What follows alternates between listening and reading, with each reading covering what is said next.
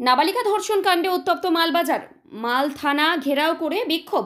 নাবালিকা ধর্ষণ কাণ্ডে থানা ঘেরাও মালবাজারে আদিবাসী নেতা রাজেশ লাকড়া, রাঙ্গামাটি গ্রাম পঞ্চায়েতের প্রধান অশোক চিক বড়াইক সহ অন্যান্যদের নেতৃত্বে রাঙ্গামাটি চা বাগান থেকে বিক্ষোভ মিছিল বের করা হয়। প্রায় 5 কিলোমিটার হেঁটে বাগানের শ্রমিকরা থানায় পৌঁছায়।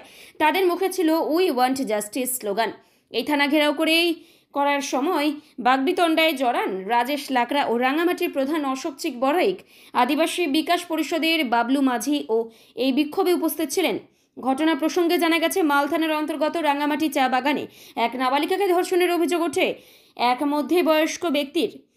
3 তারিখ মাল থানায় সেই ব্যক্তির বিরুদ্ধে লিখিত অভিযোগ দায়ের করেন নাবালিকার পরিবার। সেই দিন রাতেই মাল থানার পুলিশ অভিযুক্ত সুরজ ঠাকুরীকে গ্রেপ্তার করে, সেই সাথে ভারতীয় ন্যায় সংহিতার পস্কো 6 ধারায় মামলা রুজু করে।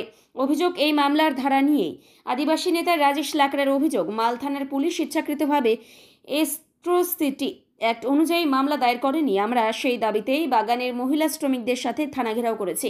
থানা ঘেরাও চলাকালীন সেখানে পৌঁছান মন্ত্রী বুলুচিক বড়াইক। তিনি থানাতে আসতেই উত্তেজনা বৃদ্ধি পায়। মন্ত্রীর সাথে বাগবিতণ্ডায় জড়িয়ে পড়ে রাঙ্গামাটি চা বাগানের শ্রমিকরা। তারপর পুলিশের হস্তক্ষেপে শ্রমিকদের বিক্ষোভ নিয়ন্ত্রণ করা হয়। পরবর্তীতে আইসি সৌম্যজিৎ মল্লিক ও মহকুমা পুলিশ আধিকারিক রৌশন প্রদীপ দেশমুখের অনুরোধে বৈঠকে বসেন মন্ত্রী, রাঙ্গামাটি গ্রাম পঞ্চায়েতের প্রধান সহ রাজেশ লাকড়া। তবে দাবি, আইসি সৌম্যজিৎ মল্লিক বলেন, তাদের দাবি অনুযায়ী মূল অভিযোগপত্রে অ্যাট্রোসিটি অ্যাক্ট সংযোজন করার অনুরোধ আদালতে জানানো হবে। গত 4 তারিখ সেই ডায়েরিটা দেওয়া হয়েছিল। ডায়েরি হিসাবে পুলিশ যা যা ব্যবস্থা, আইনগতভাবে যা যা করণীয় সেটা পুলিশ প্রশাসন করছে। তো আজকে তাদের একটা আবার দাবি ছিল যে অ্যাট্রোসিটি অ্যাক্টে যাতে তাদের আমাদের ট্রাইবাল মেয়ে যাতে অ্যাট্রোসিটি অ্যাক্টের যেটা ধারাটা বসানো আছে যাতে সেটা বসানোর জন্য সেই দাবি তারা করছিল।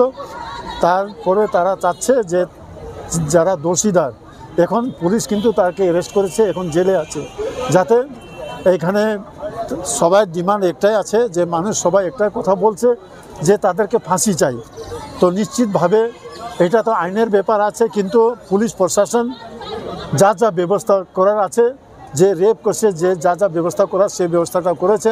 আমরা নিশ্চিত আশাবাদী যে পুলিশ প্রশাসন যেভাবে ব্যবস্থা করেছে, আমরা আশা করি যাতে আইনগতভাবে তাদের ভালো ব্যবস্থা হবে।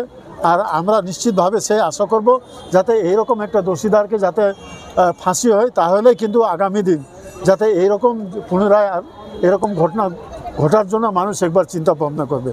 তো সুতরাং এখন যা যা বলার আছে আমাদের এসডিপিও সাহেব আছে আর আইসি সাহেব আছে, ওনারা বলবেন।